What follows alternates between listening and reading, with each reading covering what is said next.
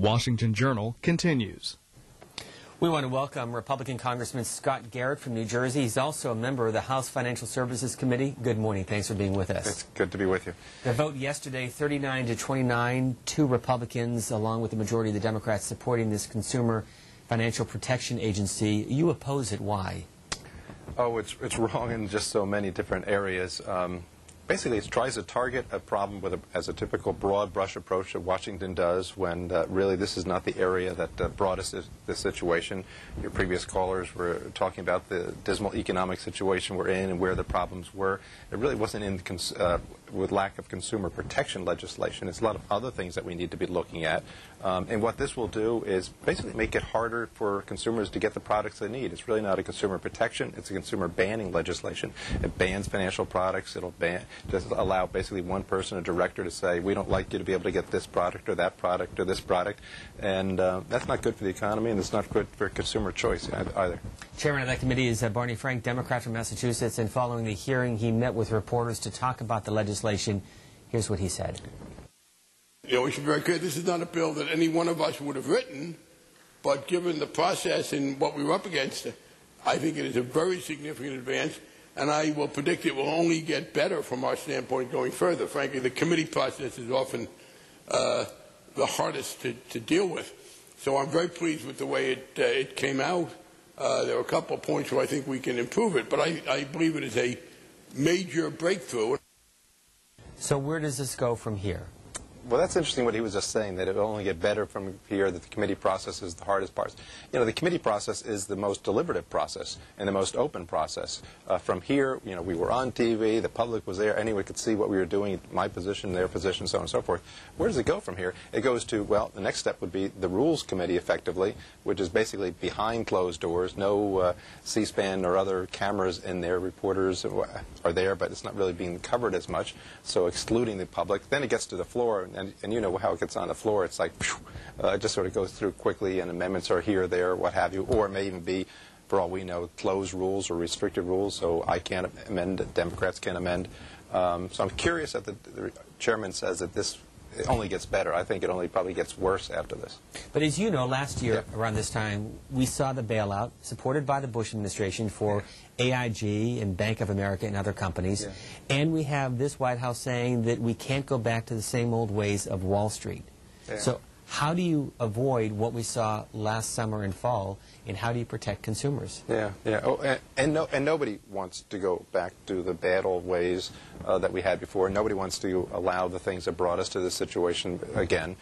And that's actually part of the rub. You know, when you're on some programs, what have you, you'll have the other side of the aisle sometimes debating with you, and they'll always say that the Republican Party is a party of no, there are no alternatives, no other solutions. But we have on, you name the issue, health care, financial reform, or what have you, Republicans have asked and suggested proposals, and on this one, Republicans have as well. We had every single aspect of this. On the consumer protection side, Judy Biggert from Illinois has had a whole proposal on this area to make sure that we can have the oversight and the protection needed in that area. In the derivative section, which is something else that we just passed just a few days ago, actually, a way to rein in the abuses and the excessives in that area, but to do so in a way that doesn't limit credit availability. You know, when you think about it, one of the things that are most difficult in our economy right now are the ability for businesses, small businesses, individuals to get loans right now, to people to be able to refinance their houses at affordable rates. Well, if you put on a Byzantine matrix of regulations on the system that we have right now, the ability of folks to be able to get those mortgages and those loans is just going to go away. Our phone lines are open for Congressman Scott Garrett. You can also send us an email or Twitter us at C-SPAN WJ. Mary, joining us from Marlow, Oklahoma. Good morning. Good morning, Steve. I can't hardly hear you, but... Oh. Well, we can hear you, so please go ahead, Mary. Okay. All right, I'll go ahead. I'm 86 years old, and I sat by all these months listening to what's going on in Washington, and I got news for you. The Democrats have sold their soul to hell. That's where what's the matter. And the Republicans are standing by trying to let them get away with everything they've come out and lied about. And I'm also can see a lot of the future. I'm 86 years old. I'm Indian. I know you're not interested in what I got to say, but America, wake up, because We are being took by a bunch of sorry, low-life cockroaches. That's what we're being took by. God bless America and God damn the Washington. Thank you, Mary. Thank you, Mary. And I think we're all interested in what she has to say. To her one point, though, that the Republicans aren't, I forget how she put it, pushing back to what the Democrats are doing. Certainly in the House, we're trying to push back as much as we possibly can. As Mary probably knows, the Republicans are in the minority, so it just makes it hard on any one of these votes. It comes along party line votes. They have the votes to vote yes, we vote no. We offer our solutions, but we're not given a chance to hear them. Martin Vaughn and John McKinnon have a piece this morning in the Wall Street Journal about home buyer tax credit tempting some of the tax cheats. And they say that tens of thousands of people submitted suspicious and possibly fraudulent claims for a federal tax credit meant for first-time home buyers to the Treasury, saying that the Tax Oversight Office had at least 19,000 filers who had not bought homes, claiming $139 million in tax credits. More than 500 people were under the age of 18, including a 4-year-old who had their names on the application. There you go. And isn't that the problem, basically what got us into this situation in the first place? The government intervening in parts of the marketplace where maybe it shouldn't and maybe it certainly didn't in the way they did, creating the bubbles that we had.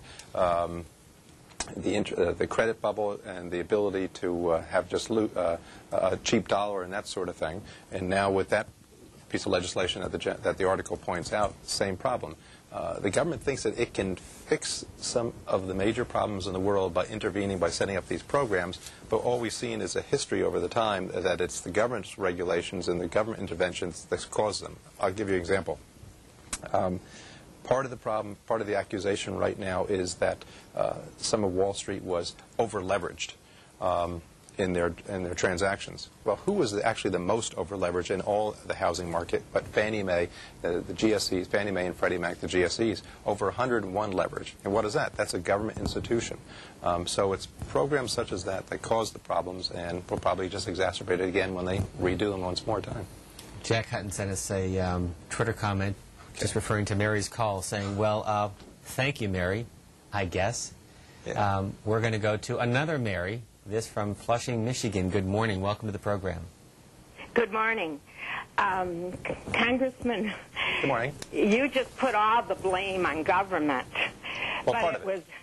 was, that's not what I heard. Okay. Actually, I think there's a real place for government. Actually, it was Alan Greenspan and his concept that he himself said, his philosophy, the Ayn Rand, free markets, unfettered, unregulated markets that were supposed to be godlike, that were supposed to make everything perfect for consumers eventually. Well, as a consumer, I have suffered greatly. But who I've seen get rich are the people at the top who control the markets. They're the true controllers of the market. And so my concern is, when, what are you? Are you one of these free trader trickle-downers that have destroyed our markets over these last 25 years? Even Alan Greenspan said, I was wrong. My core beliefs for 40 years were wrong.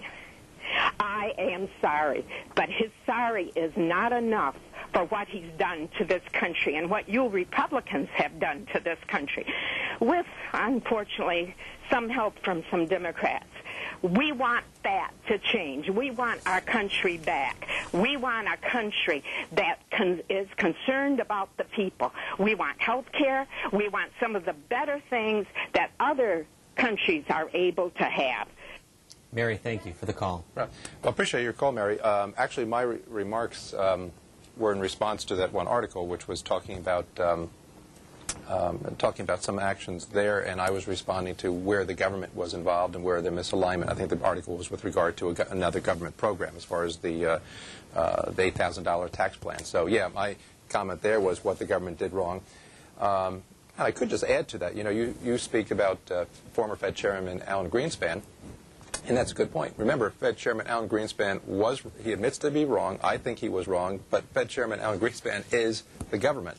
It is the Federal Reserve, and it was the Federal